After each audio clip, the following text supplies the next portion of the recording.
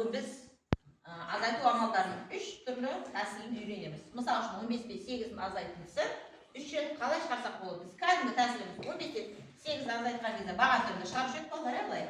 15-тен 8-ін азайтындысы қарызаған кезде 15, демек 7 болады еді. Дұрыс па балалар?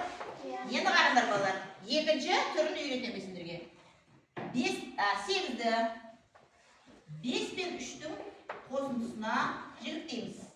Демек 15-тен 5-тің азайтындысы қанша балалар?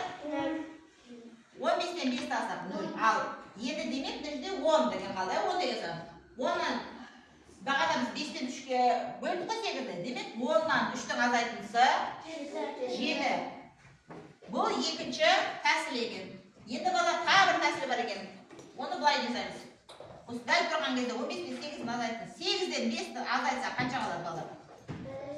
3. Мына өзі 15 қой. Оның 5-ін азайтсақ, 10-ның 5-тің азайтындысы 10. Нешеде 10 қалады. Ал 10-нан 3-ті алсақ, неше қалады екен? 7. Демек, осы азайтудың 3 амалы, 3 тәсілі бар екен. Балалар сіздерге қайсысы ұнап тұр? Біріншісі ма, екіншісі ма, үшіншісі ма? Үшіншісі ойнап тұр ма? Бізге осы 3 тәсілмен де шығара берсек болады екен. Енді келесі тапсырма. 13, 24, 46, 90. Енді келесі қандай сан жазамыз? Бұл сендерге логикалық тапсырма. Қазір ойланып көрейікші бірінші. 13 пен демек, бұл жерде ойлану үшін біз екеуінің арлық сандардың арасында қандай сандармен бұл көбейіп келе жатыр екен. Демек 13 пен 24-дің арасында қандай сан? 11. Демек 13-ке 11-дің қосындысы 24 болады екен. Ал 24 пен 46 арасында 27. Енді қараймыз балалар. Ал 46 мен 90 арасында қандай сандар? 44.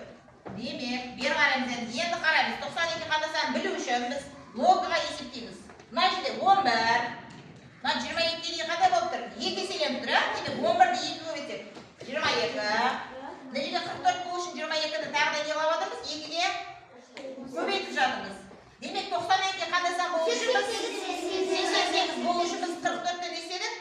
2-ге көбейттік. Демек 92-ге қандай сан шығады екен? Демек 90 мен 88-дің қосындысы 78 деген сан шығады екен. Бұл жерде логикамыз екеумізді 2 еселеніп келе жатқан сандар. Енді балалар сіздерге тағы да бір азайтудың тәсілдерін үйретеміз. Мысалы үшін 90 мен 18-дің азайтысын біз 90-ды 0-ден қарыз алады дедік. Енді біз сіздерге мынандай тәсіл үйретейікші. 90 емес, 89-ды есептейікші мынаны. 89-дан 18-дің азайтындысын қалай шығарсақ болады екен? Қараңыз. Айтайықшы. 9 мен 8-дің азайтындысы 1. 8-ден 1-ді азайтсақ 7. Ал енді қараңдар бағана 90 бұл бізде неше санды алып қойдық бізден? 89-дің арасында қандай сан қалып кетті? 1 деген сан қалып кеткен еді. Демек осы жерде 1-ді қосып жіберетін болса 72. Демек мына жерде қандай сан шығады екен? 72. Осымен 0 мен аяқталатын сандарды біз осылай 9-ға айландырып оңай тәсілмен шығаруға болады екен. Мынаны ойша шығарып жібереміз. Себебі біз 1-ді азайтамыз ғой. Ойша 1-ді қосып жіберсек, демек бізге амалдар осылай тез шығарылады екен. Мынау шығарып